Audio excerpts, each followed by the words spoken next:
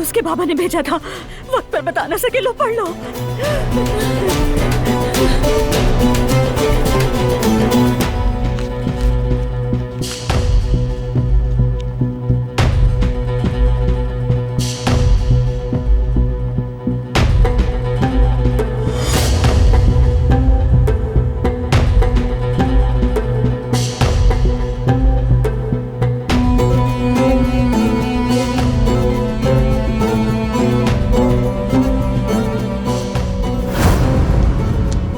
जान, आपको एक खबर देनी है।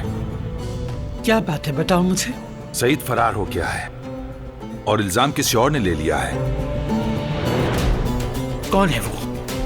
एक हिकमत यलमाज नामी शख्स है। हिकमत यलमाज? जल्दी मालूम करो कि कौन है ये शख्स और उसने ऐसा क्यों किया आखिर। सईद का बहुत करीबी दोस्त है और उस पर जान का कर्ज था।